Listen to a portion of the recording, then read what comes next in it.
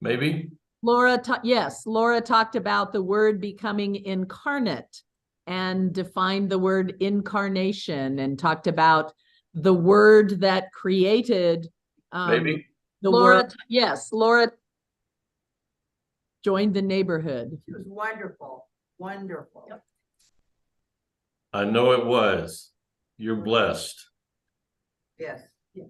And earlier we were talking about the Resound Handbell Choir concert that was at our church yesterday. That was absolutely incredible. I don't know if you've ever heard them, Bob, but if you get a chance to, you need to. You all are living large. My goodness. Yep. Next thing you'll tell me is you're going to have a pancake supper tonight. And then that would be like the trifecta, wouldn't it, for this weekend? No, we have too many people who, I won't go there. You know what's happening this afternoon. That's a higher priority for many people in our church. Yep. All right. I don't know what's happening this afternoon. You have to, if it's okay to share, or is it too touchy? The Chiefs game. football game, Bob.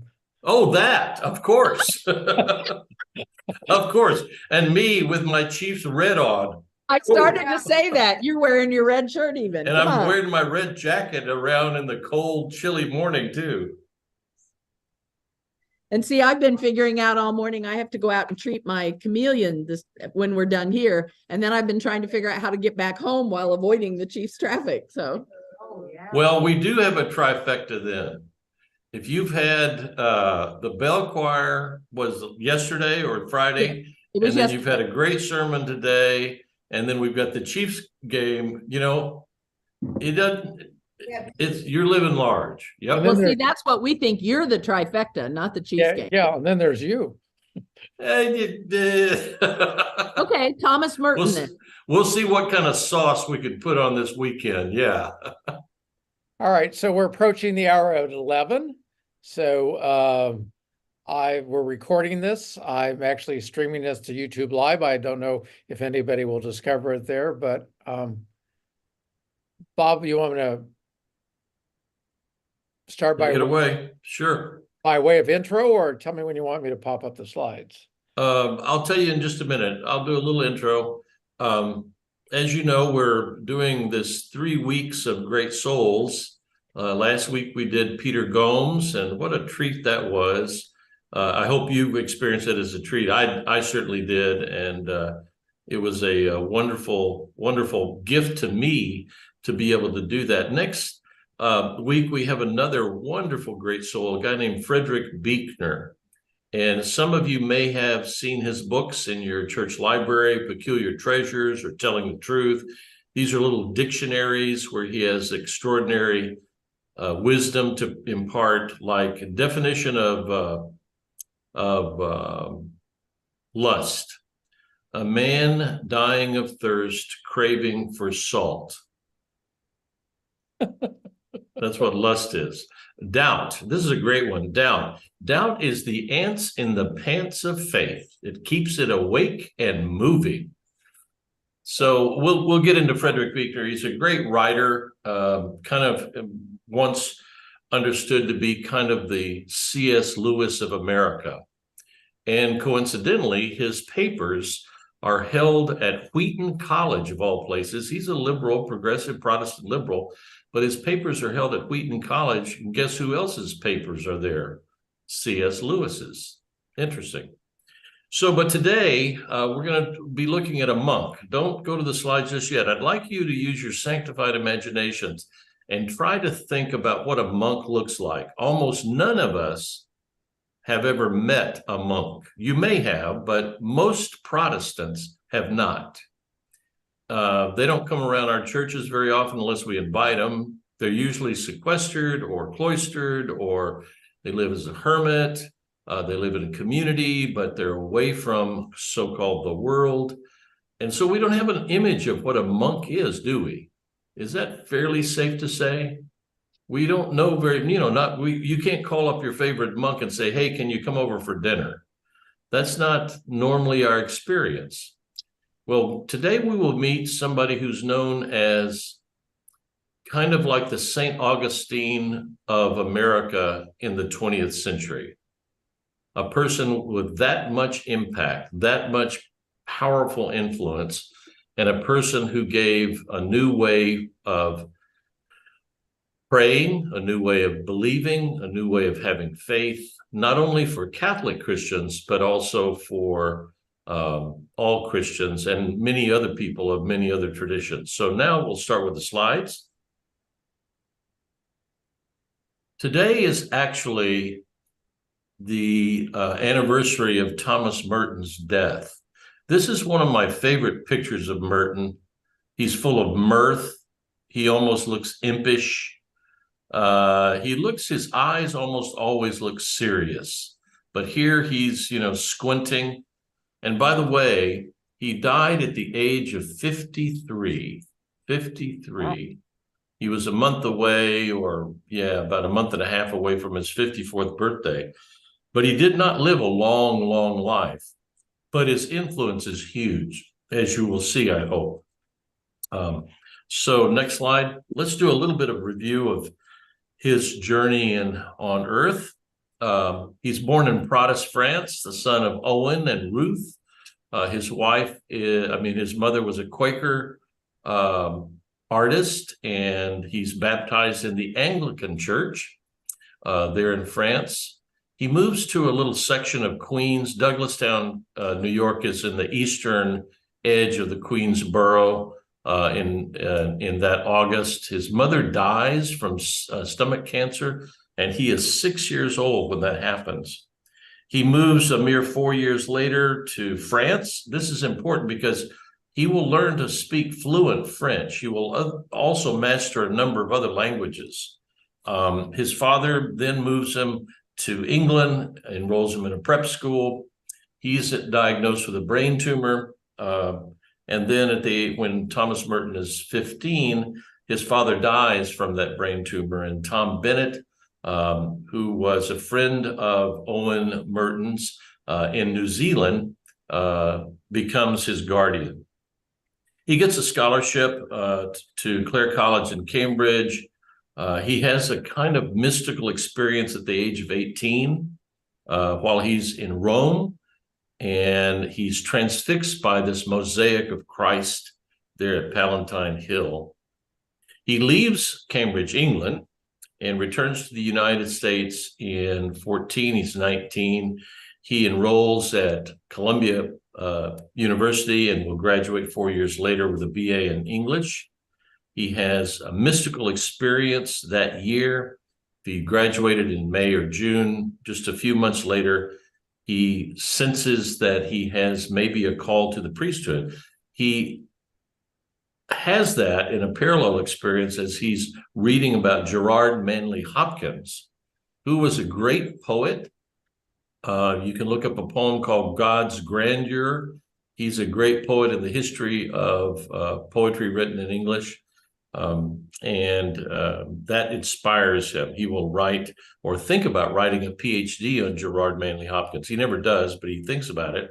He's received into the Catholic Church in 1938, later on that fall, November 16th, at a church that you can go to today, and finishes a master's thesis. But the more important thing is he's rejected in his attempt to become a Franciscan monk, become part of the Franciscan community after St. Francis. They're the ones, just to be real simplistic about it, with the brown robes. Some of them have black robes. They also, like Franciscan, like Jesuits, and like the order that Merton will join, which is part of the Benedictine order. And they take a vow of poverty, chastity, and obedience. And we'll see what those mean a little bit later in real life for Merton. He goes on a retreat to Kentucky, and why he goes there is not exactly clear to me, except that he was invited, meet somebody. They say, why don't you come to Our Lady of Gethsemane in Kentucky? This is near Bardstown, Kentucky. Bardstown probably is more known for making bourbon, distilling bourbon, than for anything else. But very near there is this Gethsemane Abbey. And he goes there in April of 40, during Holy Week, by the way. And a year and a half later, he enters into that abbey, wanting to pursue a life as a monastic. Next slide. He goes through the paces of becoming a novice monk, and then he will also become ordained. And that takes, though, 7.5 years. And in the process, he writes his very first book of poems, very first book, which is a book of poems called 30 Poems. He had met Robert Giroux while he was at Columbia. And Robert Giroux is Farrar, Straus, and Giroux, great publishing company. He had met him there, and they will take a very big interest in him, and especially his autobiography, The 7-Story Mountain. This is hard for me to really capture for you because we don't have a parallel in contemporary times. When this hits, they did not think it would sell, but within probably 6 months, it had sold 700,000 copies. Bishop Sheen, does anybody know who that is? He was a famous bishop. He had a television program way back in the 50s, but he writes a blurb for it. Graham Greene likes it. Evelyn Waugh likes this book, and they write glowingly about how important this is, and this becomes a phenomenon. Now, how does a monk who's supposed to be separated away from the world get into being a writer? Well, his abbot at the abbey recognized his talent for writing. His name was Frederick Dunn, and he was the abbot there from the time that Merton entered until 1948. And so up to the publishing of this book, this abbot told him, would you please write your autobiography? You've got a story to tell. Later, the following abbot, James Foss, will continue to tell him to write, and Merton writes and writes and writes and writes, and what he's writing is almost always things for the monks or for Catholicism as a whole to appreciate. Where did the Desert Fathers come from? What were they like? What's the early churches like? What's prayer about? How do monastics live? Explain this to an interesting and interested and ever more interested world. So he's being encouraged to write.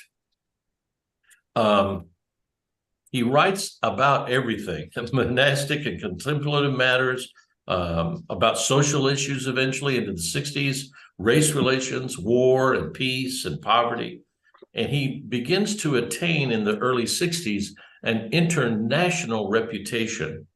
And he maintains a voluminous correspondence. It is said that he wrote 15,000 letters from the time that he entered Gethsemane in 1941 until his death 27 years later. That's a lot of letters. In 65, he beseeches Abbot Fox to allow him to live as a hermit.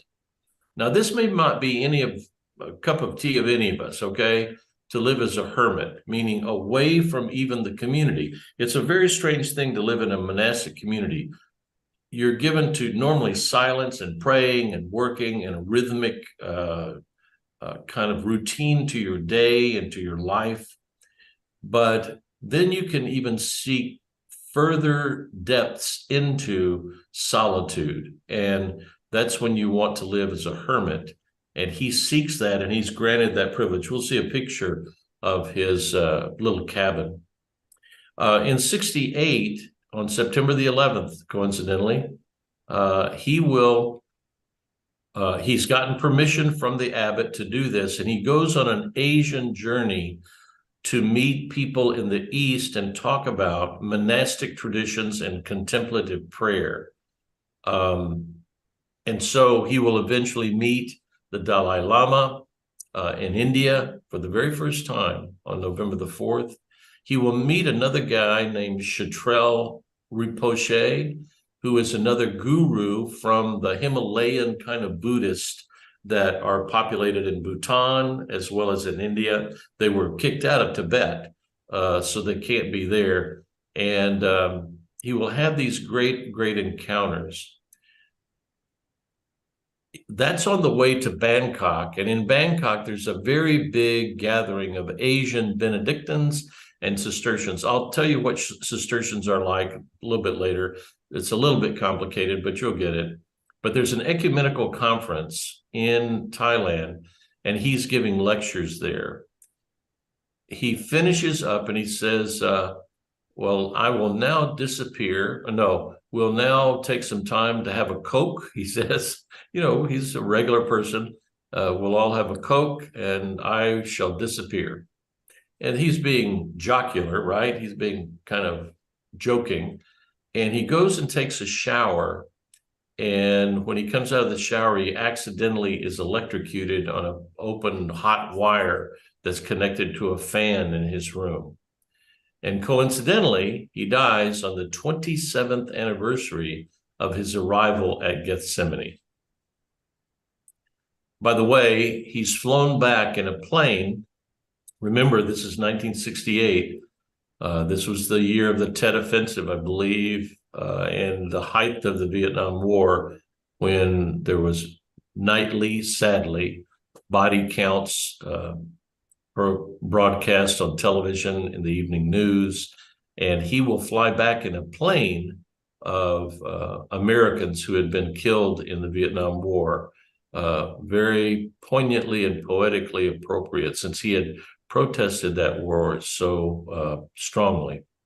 His funeral is held back in Kentucky on December 17th. In '69, the Thomas Merton Center is established at Bellarmine University.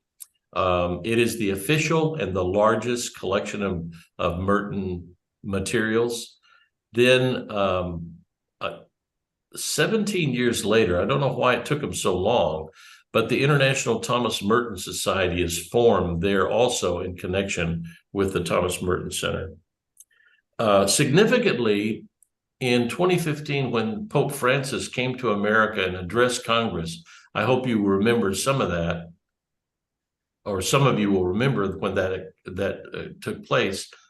Pope Francis uplifts 4 Americans as exemplary persons to be inspired by and to follow after their lives' example. One was Abraham Lincoln, another is Martin Luther King, another is Dorothy Day, and then the 4th one was Thomas Merton. So next slide. Here are pictures of his mother and father on the far left in the upper left-hand corner. And also here he looks like the tow-headed kid that he was, little boy, in the 2nd, the 3rd, and 4th picture on the top. And here he is with his grandparents on the right. This is after his mother and father had died, and he is there in the Douglastown, New York area. The picture on the lower left is him at St. Bonaventure. This is after he was at Columbia. The picture where his gaze is cast down is second from the left on the lower level, and that's when he's at Columbia. But the picture on the left is him at Bonaventure, where he is a teacher, an instructor there, and he's dabbling in becoming a Franciscan. Then he's rejected, of course. The picture second from the right on the lower level is his brother, and his brother was younger than him, and he went off to World War II and was killed in the South Pacific. And no, yes, correct. He was killed, and that was a tragic loss for him. He had no family left except for his grandparents. And he wrote one of his best poems about his brother. Paul is his name. And there he is, just in his normal priest getup. So many pictures of Merton do not show him in his clerics, as they call them. But here's one that you need to see. Next picture. The picture on the left, both at the top and the bottom, is pertain to Gethsemane on his day of ordination, the top left. The bottom left is his first communion, presiding at the first communion. You see him in the middle on the bottom teaching classes to the novices or people who are on their way to the priesthood. And the picture on the far right is the day of his funeral on December 17th, 1968. And that is his casket in the middle before the altar. And by the way, you can see the monks surround the table. Sometimes they face each other during their prayers, but this sanctuary or chapel, as it were, is very Trappist. It's very, very plain, not a lot of ornamentation at all. And then you see pictures of him while he's at Gethsemane. He's teaching and leading. He's got his habit on, but then he also wears, blue jean jacket and blue jeans and boots. And then I could have made that really large, the picture of him sticking at his tongue, but I thought I'd mute it a little bit because I don't want that to be the only picture you have of Merton. But I want you to know that he had a mirthful sense of humor, a great, great sense of humor. And he could be self-effacing, and also he could be very sarcastic. And he's probably trying to will away the fame that is coming his way. Next slide, please. The next slide on the upper left is Gethsemane. That's where the monks live, and that's where the chapel is. They also have to make their own living, cheeses and fruit cakes, by the way. I wish we'd give, I don't know who buys these fruit cakes, okay? I'm not sure that they're very good. Any fruit cakes. Monks are famous for making fruit cakes. And who buys them? Are they really that good? I don't know, but they make a lot of money on that. The hermitage where he lived the last 3 years of his life before he went to Asia is in the middle top picture. And it's a little hut or cabin, very simple, sparse. The picture on the far left, lower, is an old picture of Bellarmine University. And then there's a plaque in the middle of Louisville, Kentucky, about something that happened to Merton when he was in Kentucky. He was there for a doctor's appointment or something in 1958 on March 18th. 1958, and you'll hear the revelation. There's a plaque there right now at 4th and Walnut in downtown Louisville. But I put the picture of all the crosses, and these are of the monks who died at Gethsemane and were buried there.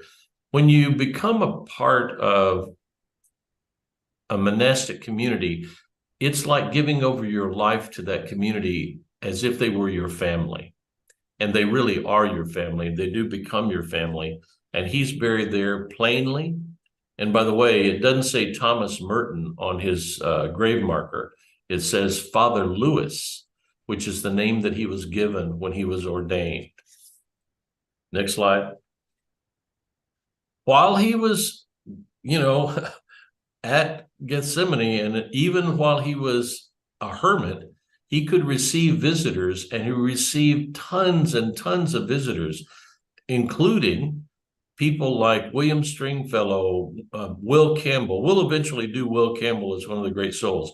And Joan Baez. Joan Baez came to visit him. He was so inspiring in his writing about race relations and war and peace that people wanted to meet him.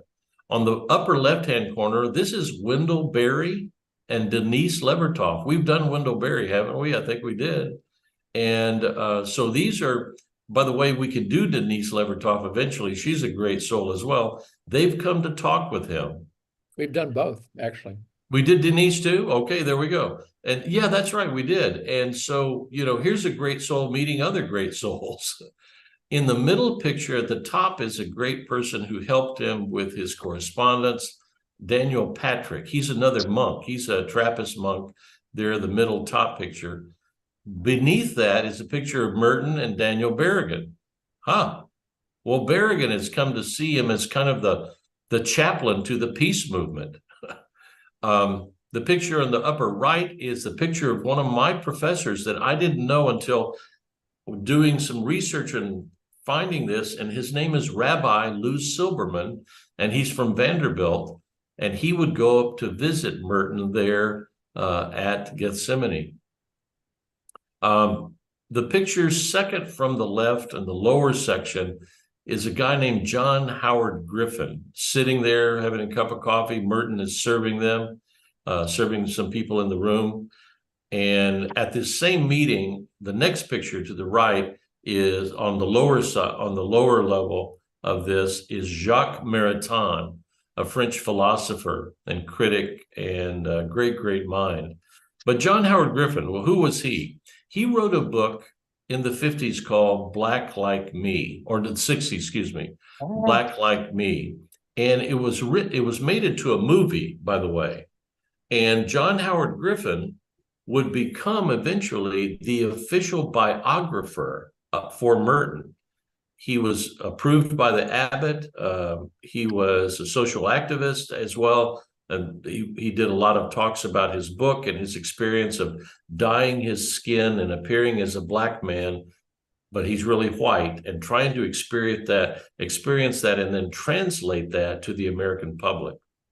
So these are the circles that trafficked into Merton's life from across the broad expanse of activism and social concern and fame, as it were, in the United States and also in France worldwide. Next slide.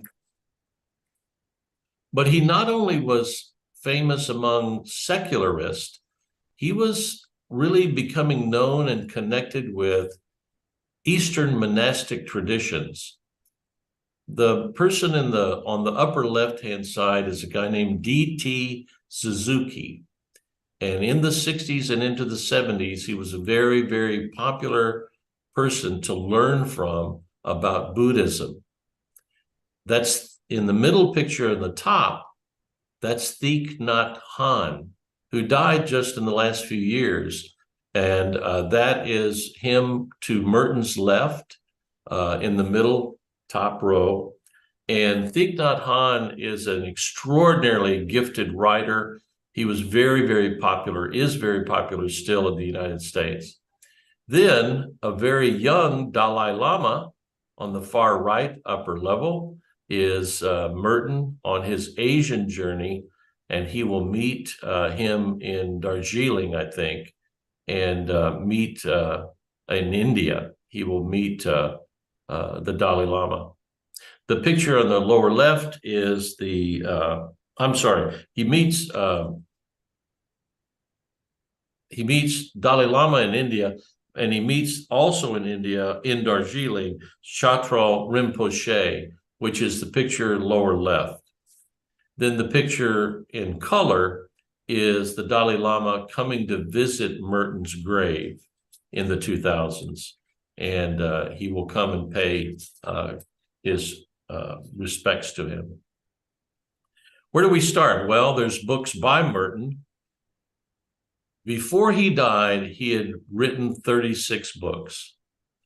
Since his death, 58 more books have been published and counting. So he is prolific beyond measure. You can get lost in it all. I've kind of enlarged the books that I think are very interesting and you would do well to look at. The 7-Story Mountain, which is his autobiography from 1948. A few years later, he wrote, he published journal excerpts about his life as a monk called The Sign of Jonas, and it is very good. His book on contemplation and a world of action is excellent. One of my favorite books, and this was printed in the 60s, Conjectures of a Guilty Bystander. And that might be kind of a good description for many of us in this world. But if you wanted just a kind of compilation or anthology, the book in the middle, I guess it's a green or blue border. I'm a little bit bad on colors. Essential Writings. This is a very good compilation and collection of, and not too thick either, of his writing. You can get into his poetry, you can get into his letters. By the way, all 15,000 letters are not printed in that book on the far right lower section. But you could also go to the next slide. You could read his journals. All of his journals have been published now, 7 volumes of them. And he was a voluminous writer, as I said, and I'm going to emphasize this, but you could start, this is volume 1 on the top left, and then it goes all the way down to volume 7, lower right. Next slide. But you could also look at his artistry in terms of photography. He has a kind of Trappist sensibility. This is from my good friend Jude Huntz. He kind of named this. I said, God, it's really stark, isn't it? His photographs, black and white mostly, but some color. They're really stark and plain. And he says, yeah, just like a Trappist would be, huh? And I think it is a kind of Trappist sensibility. Then there's books about Merton, such as all of these, and this, there are tons and tons. You could look at a 207-page bibliography of the books extant about Merton that are at the Merton Center. They have that as a PDF. You could look at all 207 pages of just listings of the books. The ones I like are the 7 Mountains of Thomas Merton. I love that book. This book called The Franciscan Heart of Thomas Merton by Daniel Horan is in the 4th from the left on the top, is very good. The 2 books on the far left, Living with Wisdom and Thomas Merton, a pictorial biography, are by a peace activist named Jim Forrest, and they are excellent, excellent, excellent. If you know the novelist Mary Gordon, she even wrote a prose piece about him. The 2 books on the far right, Faithful Visionary by Higgins and the introduction by John Sweeney are they are some of the newer books and very, very good, as is A Life Inspired by Wyatt North. So next slide. But you don't have to stop there.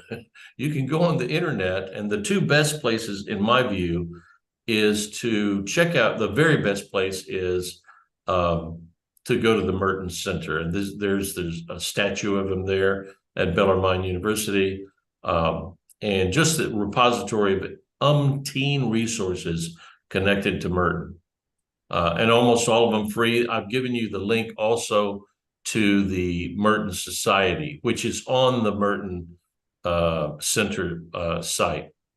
But there's an article in 2018 about Merton as a prophet from the New Yorker.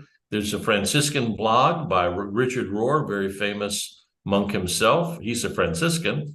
And that was just 2 years ago. And then Daniel Horan, who wrote that book about the Franciscan heart of Merton, has a wonderful article just this year called The Friends of Thomas Merton. Next slide. Or you can look at films, and there are several, not all of them great. The Canadian Broadcasting Company does about an 18-minute little film called on their Man Alive program, and that's from 1978.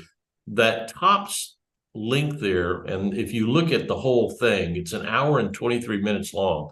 It also contains a play called Winter Rain that has Michael Moriarty, an American actor, playing Merton, and it's filmed. It's a play that's been filmed, and it's okay. It's not great, but it's worth looking at. And then there's this film biography from 2004, which is pretty good. And then this Many Stories and Last Days of Thomas Merton. I have not seen the whole thing, but the blurb we're going to see in just a minute is I think pretty astounding. And then Day of a Stranger, which is a kind of a Valentine for Merton, only 30 minutes long. And then the next slide, we'll go to, there's other video resources and film clips. Henry Nouwen has an interview on YouTube about Thomas Merton. Father James Martin is one of the more current commentators about Martin, and this is from 2012, but he has a lot of stuff online since then, and he's a Jesuit priest and smarty pants smart, And he really has a great interpretation of Martin. And then the very best thing for you to be introduced, but it's 11 minutes long and we could not watch it. I didn't think we should take the time, is this Religion and Ethics News Weekly. It is an in-depth, wonderful review of Merton's extraordinary life. And then I've included this thing that you can find if you're it's not very well identified, but it's 3 minutes long, and it's the last portion of the last public words he said in his last lecture in Thailand. So here's this, we'll get to this clip, the many stories. And by the way, where does the term 7 stories come from? Well,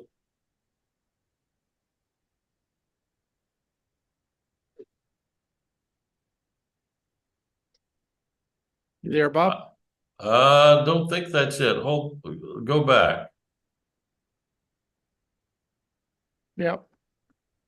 That's it right there. The year Click on that. 1968 finds That's Merton it, but you've standing got on two the things threshold going on. You've got of the Thomas breakthrough he Keating had spent his talking. life seeking. This is the story of that last Well, year we've of got his two life. things going on at the same time.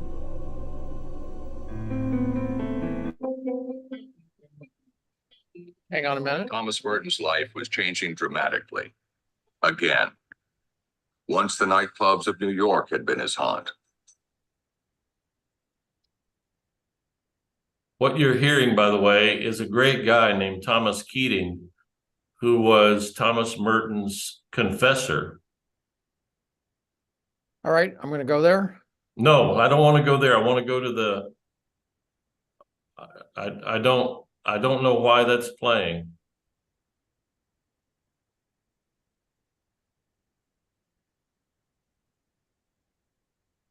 I've got a 5-minute clip, the many stories and last days of Thomas Merton. Yeah, but that's what. Are you hearing what I'm hearing? There's an audio on here of a lecture by Thomas Keating. We are not hearing that. Okay, wait a minute. That's me. Just a minute.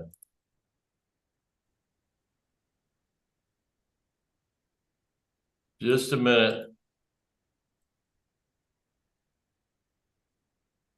Okay, that's me. I'm sorry. I'm hearing that.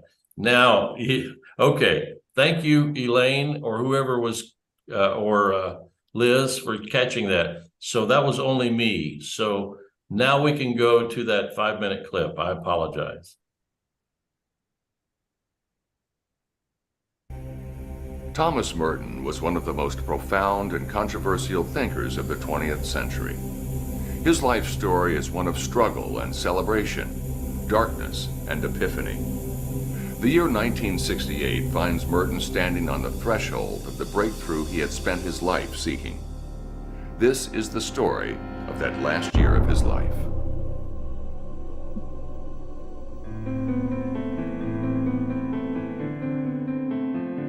Thomas Merton's life was changing dramatically.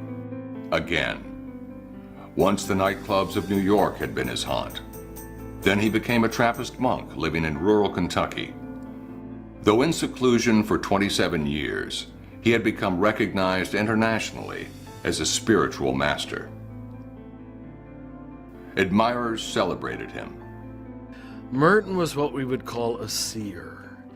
He saw at a higher level, and that's why a lot of his books 40 years later are still current, 50 years, 60 years later, particularly in the rediscovery of the contemplative tradition. He almost reintroduced the word. He pulled back the veil and retrieved it for us. Others labeled Merton a radical, a renegade who was leading faithful readers astray. When I told my pastor, the church I was at in Cleveland, that Merton had died, he says, well, maybe God took him so he couldn't do any more harm. Thomas Merton. Complex, contradictory, transcendent. What are we to make of his remarkable life? Now, a feature-length documentary titled The Many Lives and Last Days of Thomas Merton brings Merton to life by viewing him through the lens of 1968. That time of intense political upheaval and spiritual exploration. As 1968 begins, Merton is living as a hermit. From his home in the Kentucky woods, his writing on spiritual matters, social justice issues, and cultural concerns reaches a readership of millions. Throughout his time as a monk, he has yearned for such a life. Still, he is restless. I have a past to break with. An accumulation of inertia, waste, junk. A great need of clarification, of mindfulness, or rather of no mind. A need for the spirit. A part of Merton's restlessness is a desire to communicate one-on-one with Asian spiritual practitioners. He has come to see going beyond the divisions of West and East as the defining work of his life. Now in 1968, after years of being cloistered, a trip to Asia seems possible for the first time. It looks as though my abbot will approve my going to Bangkok for a conference, as well as Indonesia. Hoping also for Japan and some Zen monastery. Whether I ever get to Asia or not, I have really reached the point in my life where one thing only is important. Call it liberation. In October of 1968, Merton does go to Asia, a pilgrim seeking insight and communion. So he came to see us, India, and then he went to Thailand. This time, this moment, very, very important. Closer contact. Now, as a result of sort of closer relation, they automatically, mutual respect automatically come. So I often describe him as a very, very strong bridge between Catholic monk, Catholic tradition, and Buddhist tradition. The Many Lives and Last Days of Thomas Merton is the story of Merton in the last year of his life, embarking on his last great journey. It takes him to places he could not have imagined. This documentary celebrates the triumph of all that was gained by his journey, reflects on the tragedy of what has been lost, and considers why Merton's legacy both challenges and haunts us to this day.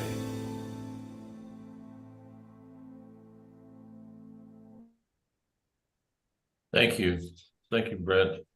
So I need to say one more thing before we move to the next slide.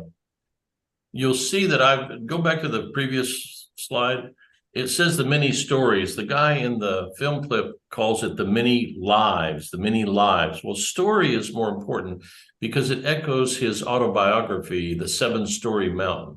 Well, where does that come from? It comes from Dante's Purgatorio and Divine Comedy, where purgatory is viewed as a kind of seven-storied experience. And so Merton used that imagery, and that's really the final title for the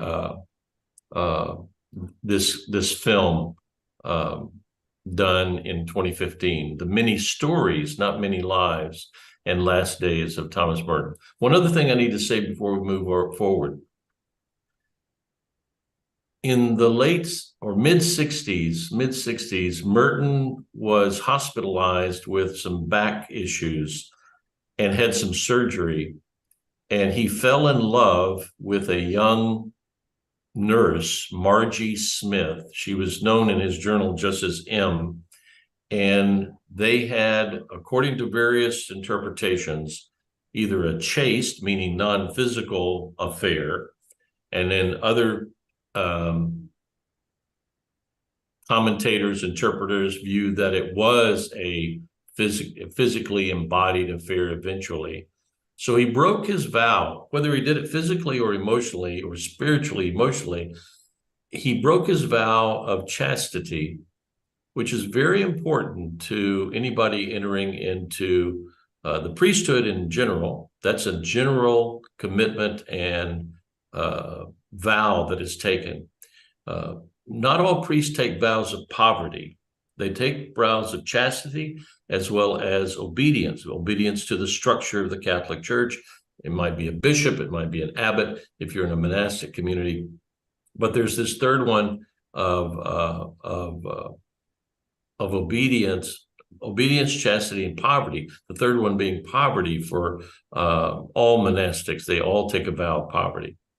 But he broke the vow of chastity, and he was eventually forgiven that by his abbot and his order. Not that the order probably knew about it during his lifetime, but the abbot surely did, and his confessor, Thomas Keating, also knew about it. And he cut it off, no more. They did not ever meet again, and he went back to the vows that he had pledged himself to when he entered Gethsemane. One of the things to think about is you're looking at that picture of a man, and this is on the way or near his hermitage. He wrote so much in merely 20 years of living as a monk. He wrote 36 books. Well, he wrote more than that, but he published 36 books in 20 years. He enters in, and it is, or 33, and then he is, from the day of his ordination, he's 33, and then he dies 20 years later. It's amazing, amazing trajectory. So I just wanted you to have that because this is going to come up in some commentary in the Q&A, I think, later. Okay, next slide.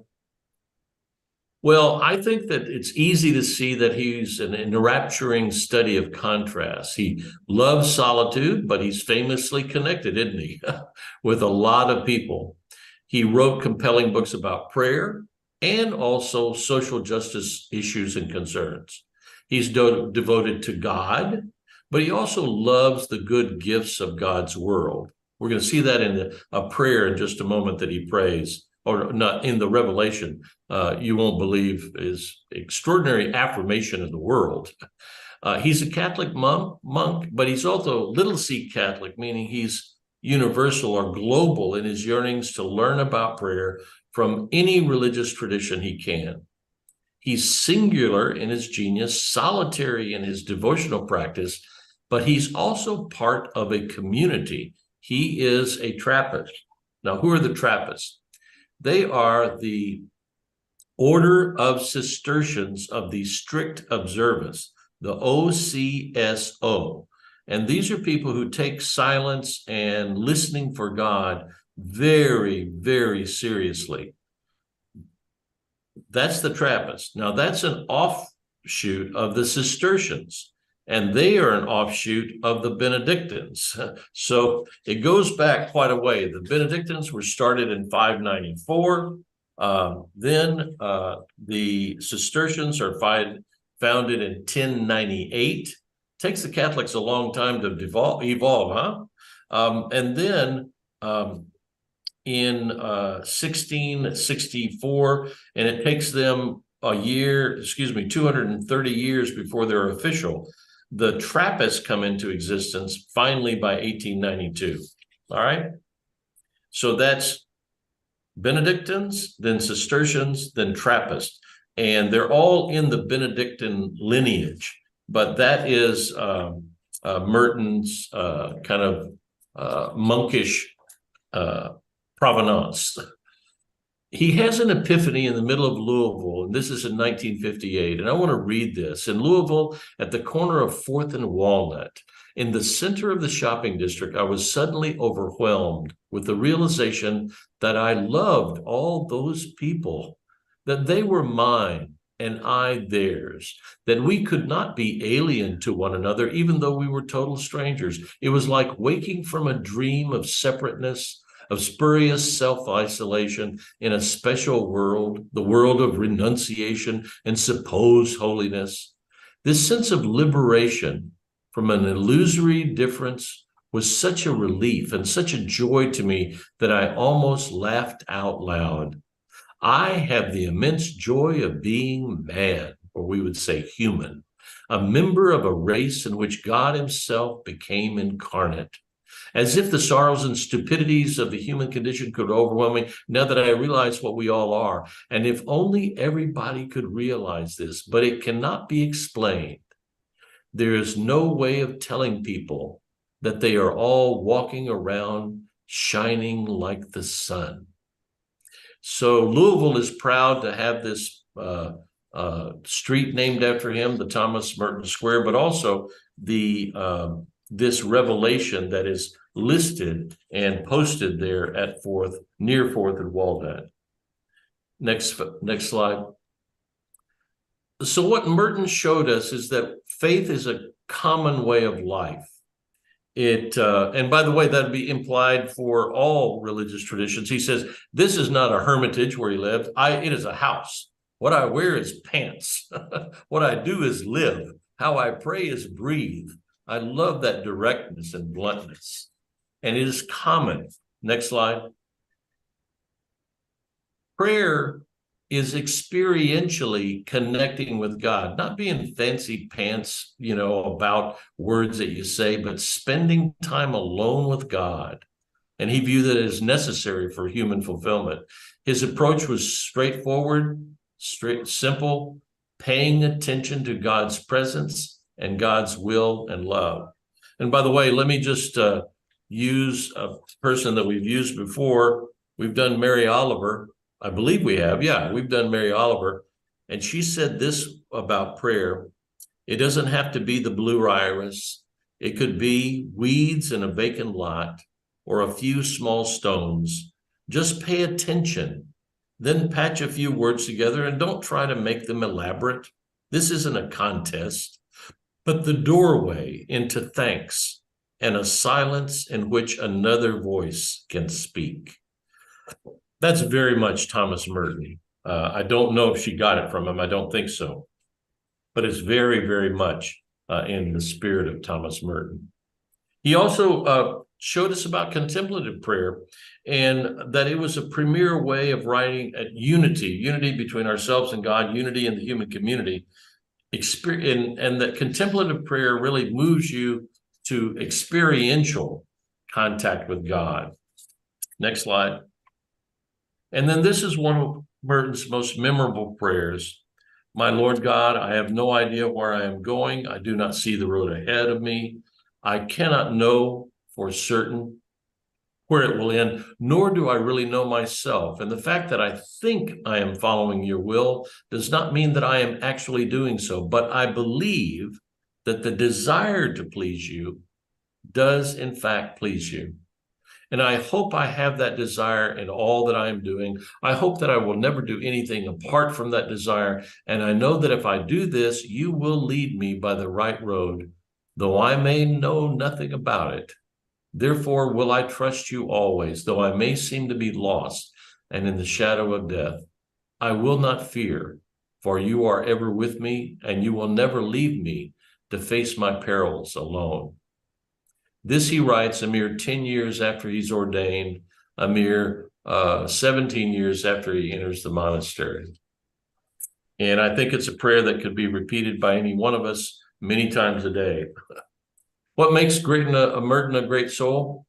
Well, he has extraordinary knowledge about an authentic approach to prayer. I believe that's one of his highlights. He has lasting popularity and prominence as a writer. He made contemplative practices more understandable and accessible. He had an exemplary conjoining of both social justice and spiritual concerns. He did both all the time. He had an increased interest and involvement. He increased an interest and involvement in the Christian faith. It was said that there was lots of conversions after his book was so popular. People flooded monastic abbeys and monasteries, and a lot of people came to faith that wouldn't have otherwise. Next slide. He had, as I just said, increased access to monastic vocations for Catholics, but also previously non-religious people like himself.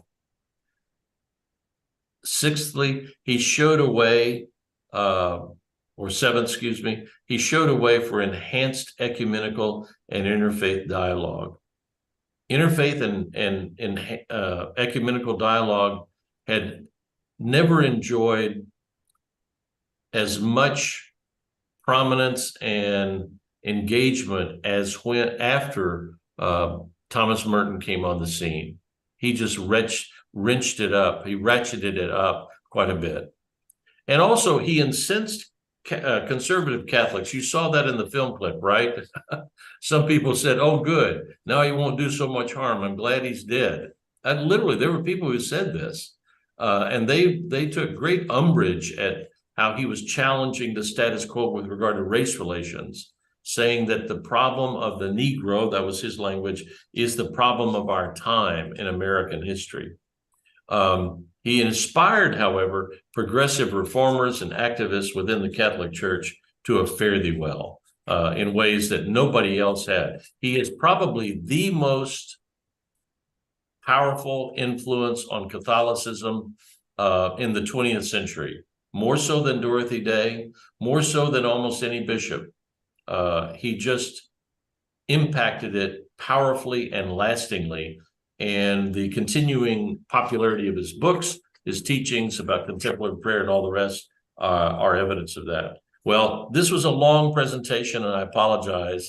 I hope it was engaging for you, but we do have some time for some questions, for some Q&A.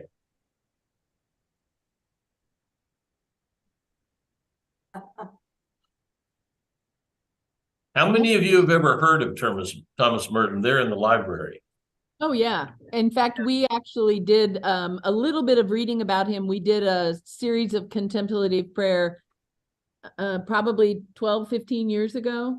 But your husband was. Bob Shields was, I know, but he was part of that. And so several of us became familiar with him at that point, but it was some of his specific writings. I had no idea of the timeline in which he lived and how he died. But yeah. I guess one of the things, I have a question, has he ever been considered for sainthood in the Catholic Church, or is he too much of a cattle prod? That's a good way of putting it. He's too much of a cattle prod. His chances of sainthood are slim. You know, it's kind of like the let's say this. Unbelievably, the New Orleans Saints have a chance at winning the Southern Division of the NFC conference in professional football. And they have an under 500 team. They have slightly less chance than the Buffalo Bills do. But there's a chance. There's a statistical chance. There's a chance for Merton to do it, but it's more likely that Dorothy Day will be canonized eventually. You know, one of the things that comes to mind is, as you were talking about, you know, where he was in the circumstances of his death, that he died way too young. But I wonder if he could have lived longer with all of his trip to Asia that you talked about, and maybe even his relationship with M, that those things may have led to him being more progressive in the Catholic Church, and maybe even him pushing them to break down the whole male-female restrictions and some of those sorts of things. And I mean, am I making sense? Yeah, you're making a great point. I think that's possible. You were talking about the interfaith things, you know. Yeah. But he had such a view of the world and the revelation that he had. You know, if he could have lived another 20, 25 years, the Catholic Church may be in total upheaval by now. Here's the challenge, Liz, and to all of us. We can't undo time and history. He was mortal. He died. What you're suggesting is left to our hands, isn't it? Yep. That's our job. And the job of if I'm not a Catholic, so it's not really my job. I can be an observer about it. And if I have Catholic friends, I need to keep them close. We need each other always. So, but that's to the Catholic Church's present circumstance. And we've been through some very conservative popes. And then we hit on what I call my pope.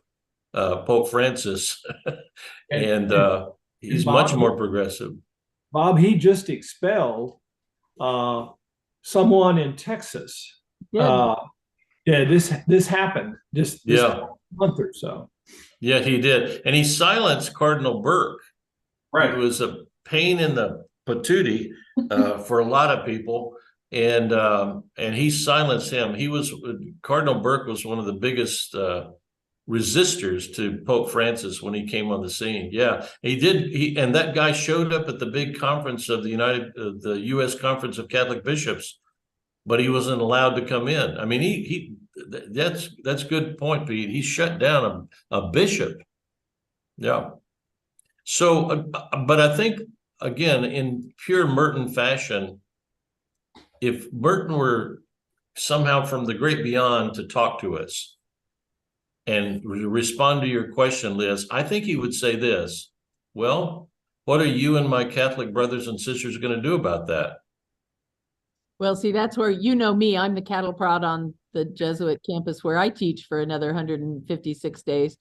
And this Not is that you're counting, huh? not that I'm counting, but this is another conversation because they want to push the Catholic identity, but then struggle with why people don't think of them as diverse and ecumenical. And that paradox is just becoming, it's not something we talk about a whole lot, but it becomes so much more obvious at times that, and as you were talking about Thomas Merton, I was thinking, wow, I wish he could have come and talked on our campus. Yeah.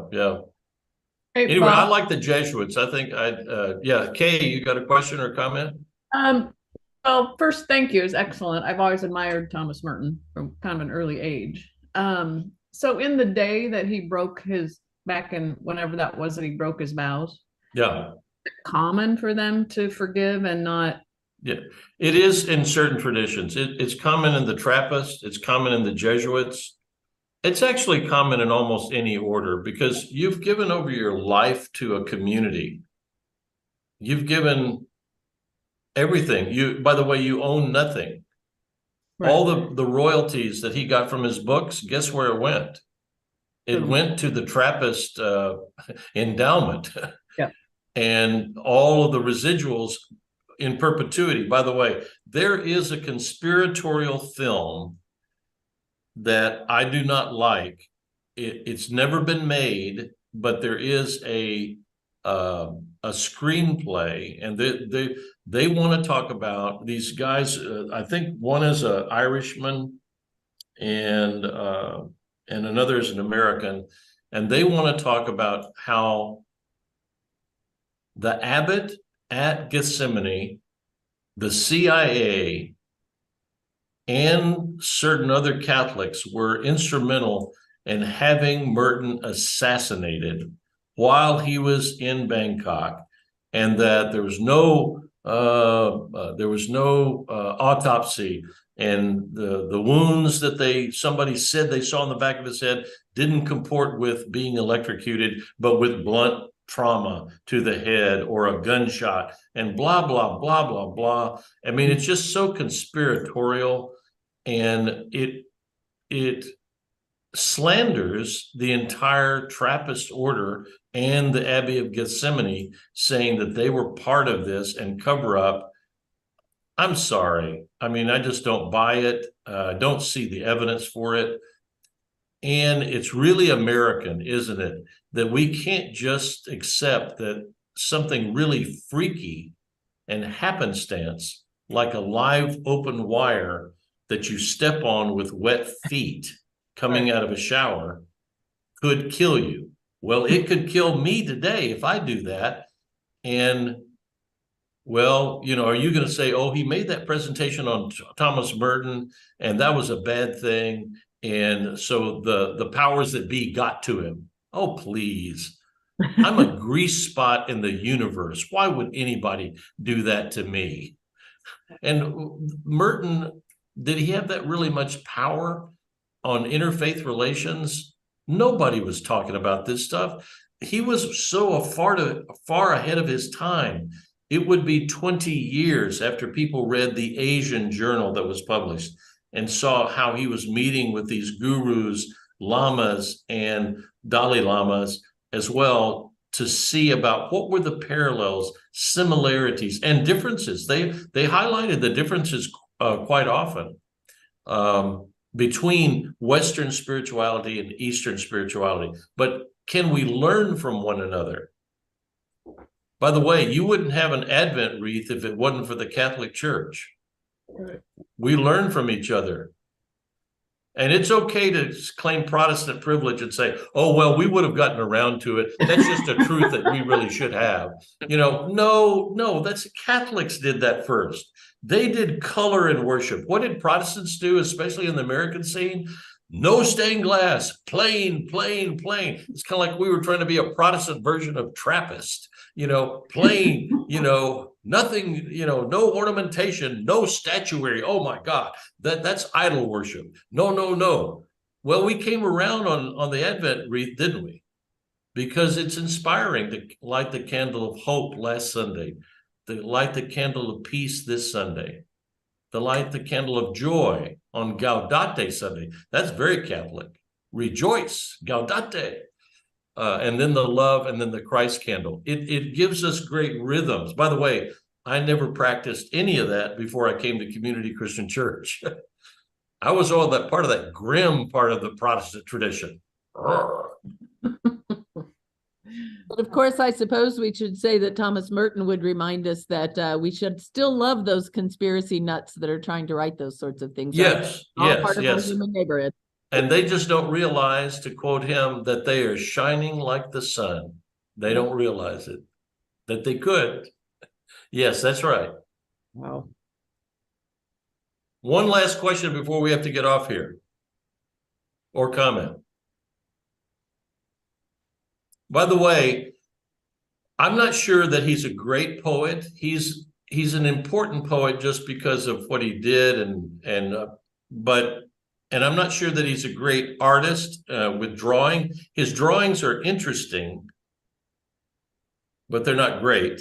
His photography is great, but it's plain. And but he's great. But his writing is absolutely great. Bob, do you share the assessment of the Pope that there were 4 great spiritual people that America should look to? Well, I think it's a little bit of a small team. I would prefer, since I love baseball, to have a 9-member team of great Americans to follow. At least 9. By the way, only one woman and only one Protestant, or 2 Protestants. I'm not sure you call Lincoln anything. He's a person of faith, but God, he eschewed.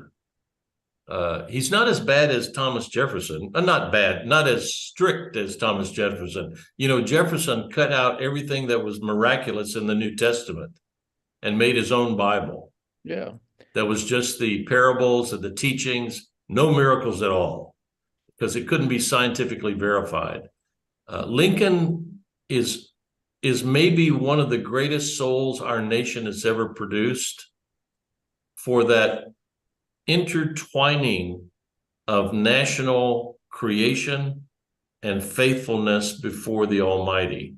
It's very unusual. It's not a crossing of state and church. It's not that. He's more foundational than that. But you don't have I a don't chapter know. on, That's a good question. you don't have a chapter on Lincoln, do you? No, I don't have Lincoln, but I preached on Lincoln. But we could do Lincoln. We could do Lincoln. But boy, that would be hard. Really hard, because he's like Howard Thurman. He's not taking something really and transforming it. He's creating the template for what we have become as a country. So The better angels of our nature, just that one line, that one phrase. So one last self-indulgent question, and somebody in the room can maybe close this out. How do you prepare for these sessions? I don't know. I read and think. By the way, let me tell you how Thomas Merton prepared for his writing. And this is very interesting. This is from Thomas Keating, who's now my new favorite hero these days. great guy from Boston. He talks like this. He talks in a Boston accent. And he was the confessor for Merton at Gethsemane. And he gives a very great lecture about how Merton wrote out in longhand, and then he typed it up on a manual typewriter. And then he gave it to some people at Gethsemane, and he sent it out to some friends. And on his handwritten copy, he made corrections, then typed it up, then sent it out, and then they would give commentary. He'd make corrections of all that, and then he'd type it up again, and then he'd send it to a magazine. Then he'd get the responses from the readers and the critics and other people and people who read the magazine article. He'd make other corrections, and then he put that finally into a book. Well, that's very similar in my own humble attempt to do this, is I read, and then I write notes, and then I'll write a chapter in this manuscript. And you're totally screwing this up. And me doing these presentations, it's making me rewrite every chapter that we've done. Thank you. So, and then you learn new things, especially with the internet and visual audio media is exceedingly interesting. And you can hear them talk and hear them. There's not too many videos of Merton lecturing, because they didn't have that at the monastery when he's talking to the novices and doing scholastic work and doing his teaching. They didn't have it. They have it now. And so everything can be recorded, put up on the cloud, and there you go. So the process is I read and I revise, and then I had coffee with my friend Jude Huntz this week, and he put it more simply than I did, but I wanted to put it in my words. But he said he made the Catholic Church more accessible and Catholic and Christian faith, period, to people. He made the contemplative understanding of contemplative prayer more accessible. And then he made the contemplative or monastic life more accessible. You viewed it in those three ways. And that's really a good, better way of putting it. But I wanted to do mine. I might correct it in the next version and then give him credit in a footnote. Thank you as always. Thanks for the people who were able to join us. Somebody in the room want to say a prayer? Okay. Lord, we continue to learn both from Bob Hill and from history. We continue to give gratitude for the ability for us to think and to reflect and to change our words and to add notes and to make corrections and to receive input so that we can continue to grow in our faith, in our ability to be in community with you and with others. Help us to continue to reflect on what we have learned about Thomas Merton today and to continue to look at life perhaps a little more through his lens so that we can reduce some of the snarkiness and some of the difficulty in relationships that we seem to be encountering. We ask these things in the name of Jesus Christ as we move forward into the Advent season and its celebrations. Amen. Amen. Thank you, Paul. Thank you, Paul, for making us Thank you. Namaste. Namaste. Thank you. Take care.